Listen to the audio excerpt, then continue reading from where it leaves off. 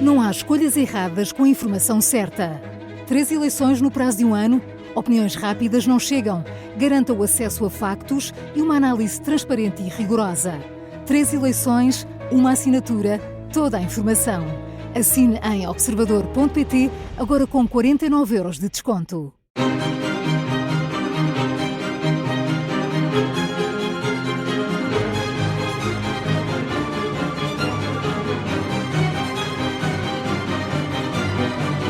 Desde que toca a batismo até que dobra a sinais. Mário Correia dizia que tudo cessava na comunidade do trabalho e todos recolhiam as suas casas.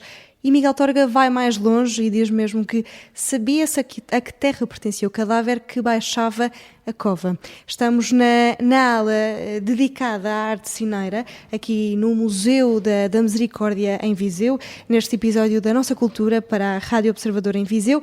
Subimos aqui as escadas que vão dar a esta sala que nos conta a história dos sinos e de que forma é que os vários toques dão por si só vários sinais. Comigo tenho Henrique Almeida, diretor do Museu da Misericórdia. Vão-se ouvir os sinos, já se ouvem os sinos nesta sala também muito interativa deste museu, e é aqui que descobrimos os segredos dos sinos.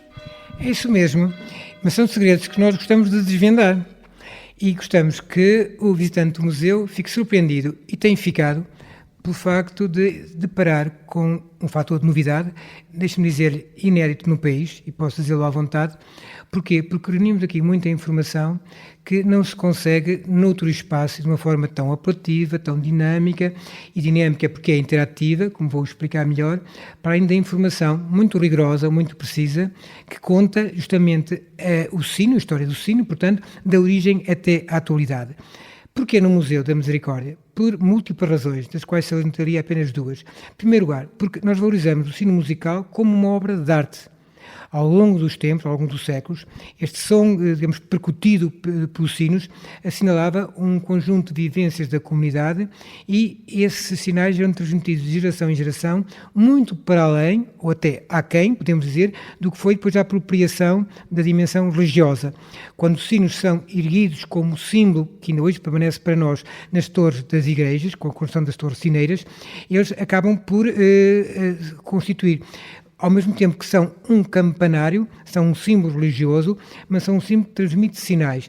Até diria, transmite sinais para as pessoas e para os animais, porque eles revelavam um compasso, um ritmo, a transmissão da novidade, da alegria, da dor, e a dor, quando digo dor, do sinal, dos sinais de fúnebres, não é? Quando o cadáver saía da igreja, quando falecia um irmão, uma irmã, no caso ligado à misericórdia, e, portanto, se por um lado, dizia eu, tem essa dimensão enquanto obra de arte, e por isso, de facto, designamos tradição e arte cineira, ao mesmo tempo fomos recuperar o que é a documentação da instituição, fomos aos arquivos, fomos aos arquenhos, ao baú, e o que é que nós demos conta? Que logo desde a construção desse mesmo edifício, em 1757, a Misericórdia foi muito sensível à qualidade da construção destes mesmos sinos. Estamos diante aqui do cabeçalho, e para a dimensão do cabeçalho percebemos o que seria em proporção a dimensão do sino que está na torre da igreja.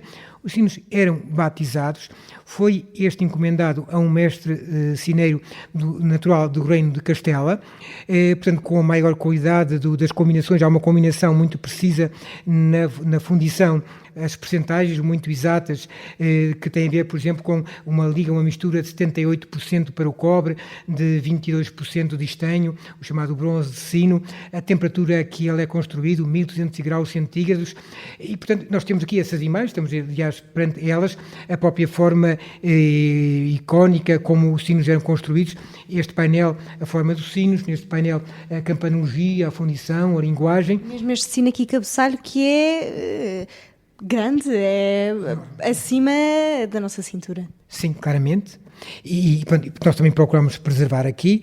E o segundo tópico, dizia eu, tem a ver com a ligação com a própria instituição. Isto é, valia a pena só por si preservar e constituir um mini museu do sino, uma galeria só para dedicar esta temática? sem dúvida.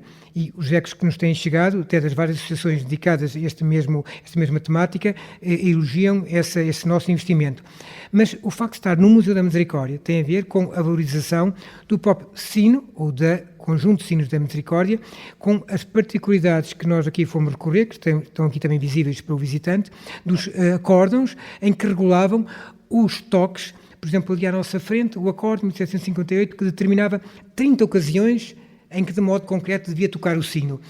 4 tipos de toques para as festas anuais, 11 toques para as festas reais e procissões, 5 tipos de toques para as festas em que, por devoção, ele devia repicar, 10 toques diferentes para ocasiões especiais em que devia correr e, portanto, é também aqui a valorização do sino como instrumento e a valorização do sino como identidade específica de uma irmandade como é a Santa Casa da Misericórdia.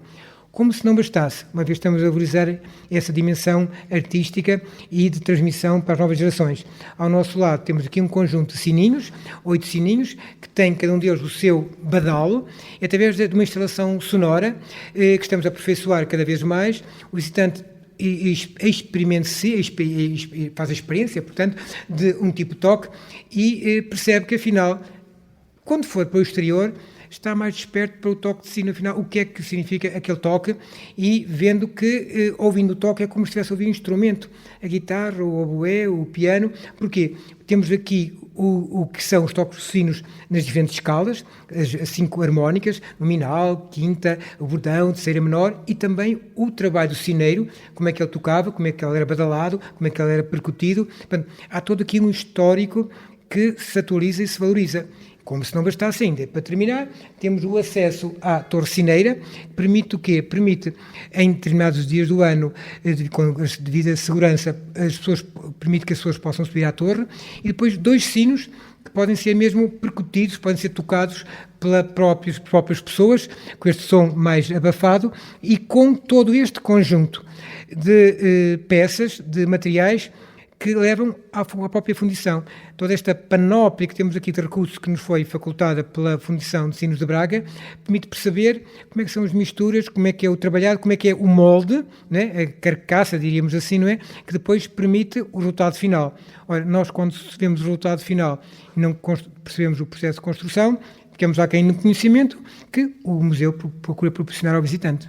Aqui uma viagem pela arte sineira e pela campanologia, nesta que é uma das últimas salas aqui do Museu da Misericórdia em Viseu. Continuamos a explorar a história e a jornada desta casa, com tanta história, que tem tantas outras para contar. Ainda estão segredos por desvendar, mas em próximos a nossa cultura, da Rádio Observador em Viseu.